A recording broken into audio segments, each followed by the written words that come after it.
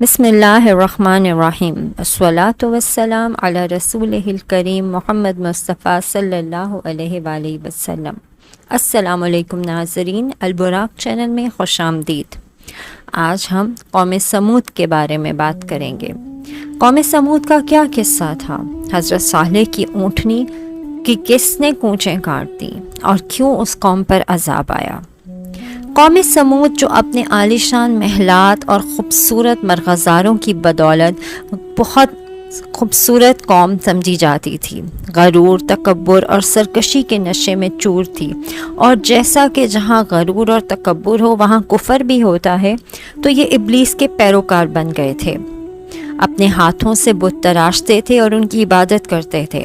حق و انصاف ناپید ہو چکا تھا، بے حیائی، فحاشی آخری حدود کو چھو رہی تھی، مقدس انسانی رشتوں کا احترام ختم ہو چکا تھا، رقص و سرود، عیش و عشرت، شراب و شباب ان کی زندگی کے لازمی جز تھے۔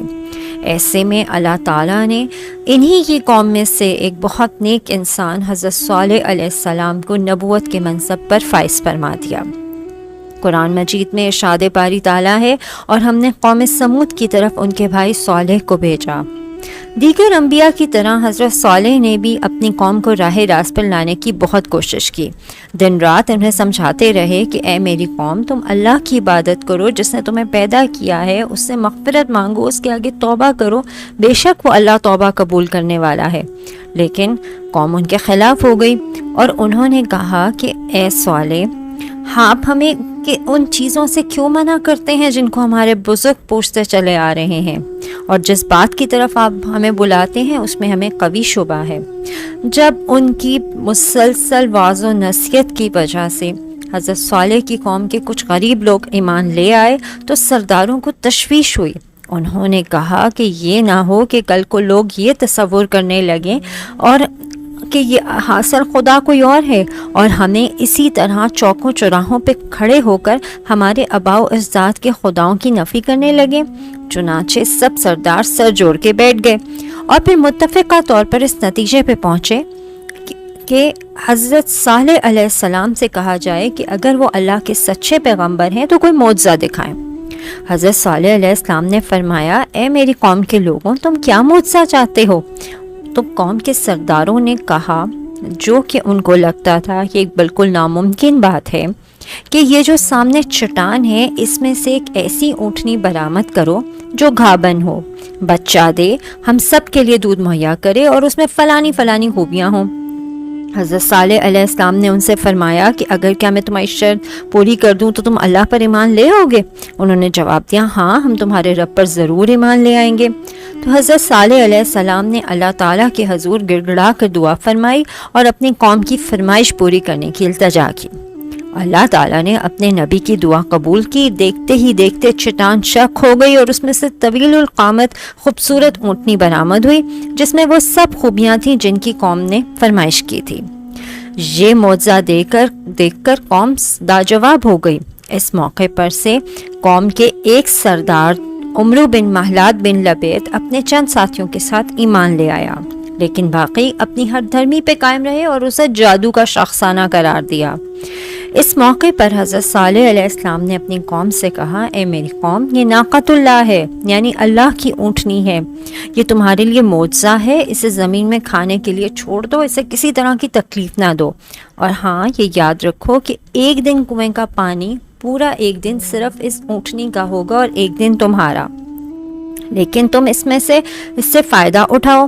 تو 100 اونٹنی اور اس کا بچہ سارا دن وہاں پر چرتے رہتے، سب قبیلے والے پیٹ بھر کر اس کا دودھ پیتے، لیکن وہ کم نہ ہوتا۔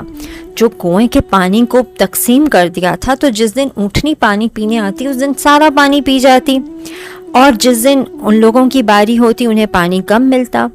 اب انہیں یہ تکلیف شروع ہو گئی کہ یہ تو ہماری آزادی سے گھومتی پھرتی ہے اور ایک ہی سانس میں سارے کنویں کا پانی پی جاتی ہے، تو یقیناً یہ کوئی جادو ہے۔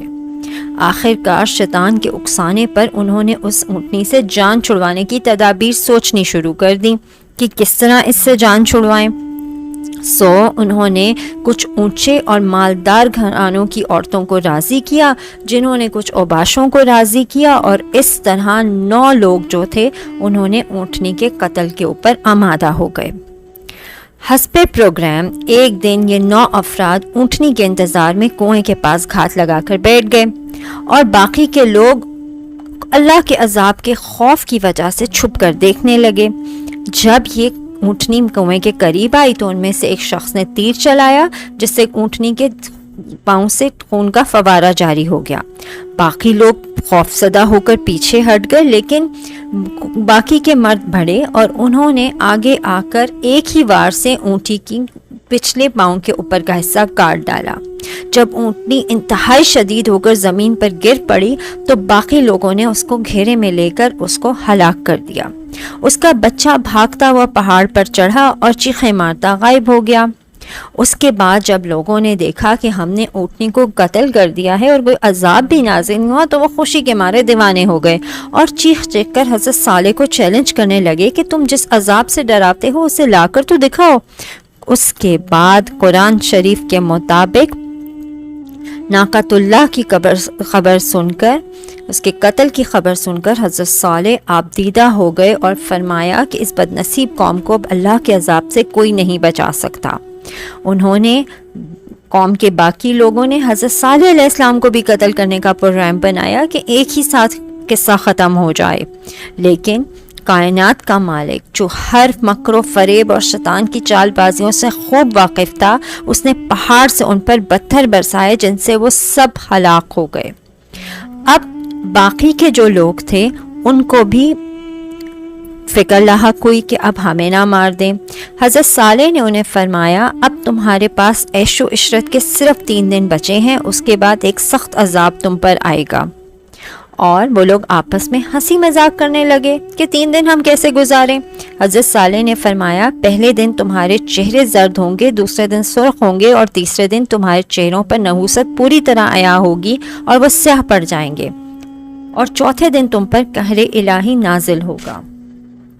اور پھر جب ایسا ہی ہوا تو وہ خوفزدہ ہو گئے، اور چوتھے دن آسمان سے ایک بہت تیز چیخ کی آواز چنگھاڑ کی صورت بلند ہوئی جس نے ان کے کانوں کے پردے پھاڑ دیے، دل دہلا دیے۔ چیخ کی آواز کے ساتھ ہی ان کی روحیں جسموں کا ساتھ چھوڑ گئیں اور وہ ایسے مرے ہوئے پڑ گئے جیسے کھایا ہوا بھوسا ہو۔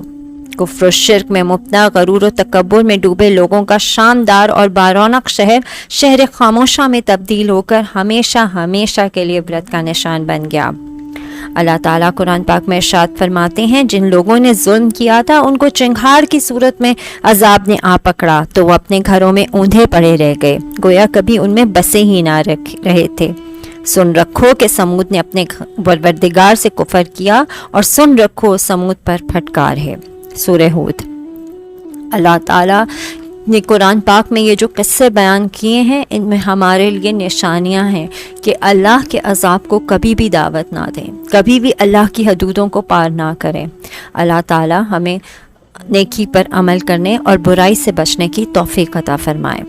جزاک اللہ، شکریہ۔